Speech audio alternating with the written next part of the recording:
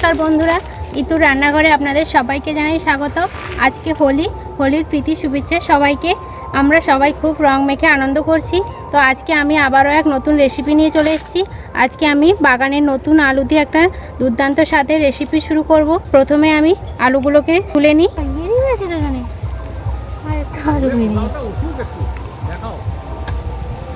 देखुन बंधुरा এই আলুগুলো এ লাল টুকরি আলু বলে, এগুলো খুবই টেস্টি হয় রান্না করে খেতে। এগুলো দেখুন লাল লাল বেশ আলুগুলো, দেখুন আলুগুলো কি সুন্দর ধরেছে।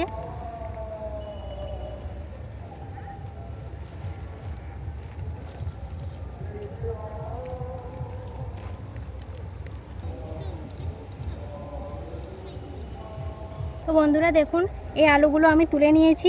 এগুলো থেকে বড় সাইজগুলো রেখে মাঝারি সাইজগুলোকে আমি দিয়ে আলুর দম বানাবো। তো চলুন। তো বন্ধুরা আমরা প্রথমে উনুনটা ধরিয়ে নেব।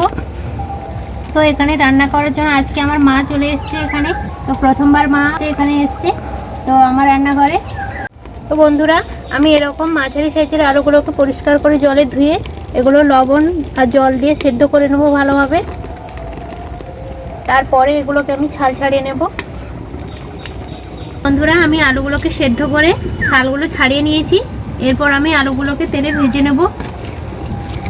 প্রথমে আমি কড়াইতে সরষে তেল দিয়ে দিলাম। আমি আলুগুলোকে দিয়ে দেব।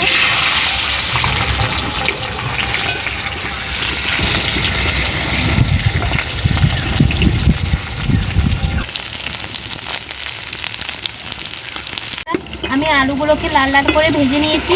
এরপর এগুলো আমি নামিয়ে নেব।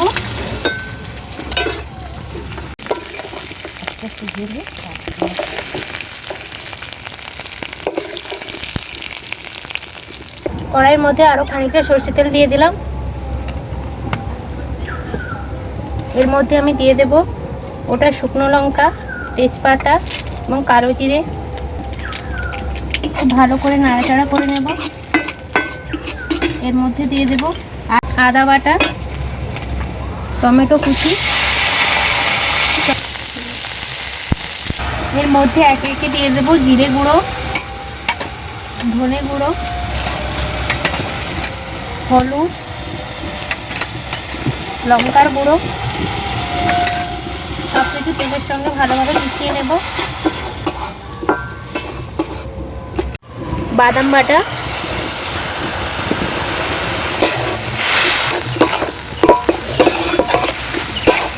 এর মধ্যে দিয়ে দেব পরিমাণ মতো লবণ।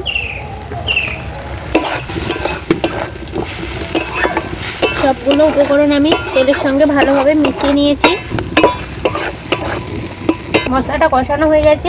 এর মধ্যে আমি আগে থেকে সেদ্ধ করে ভেজে রাখা আলুগুলো দিয়ে দেব। মশলার সঙ্গে আলুগুলো আমি ভালোভাবে কষিয়ে নেব।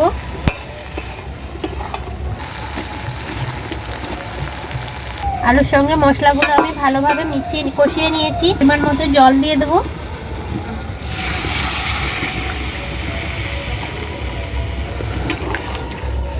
তো বন্ধুরা দেখুন আমার আলুর দম রেসিপিটি একদম রেডি হয়ে গেছে পরিবেশনের জন্য। এরপর আমি নামিয়ে নেব। নামিয়ে নেওয়ার আগে আমি এতে গরম মশলাগুলো ছড়িয়ে দেব। গরম মশলাটা ভালোভাবে আলুর দমের মধ্যে মিশিয়ে দেব। তো গরম মশলাটা আমি ভালোভাবে মিশিয়ে দিয়েছি। এরপর আমি এটা নামিয়ে নেব।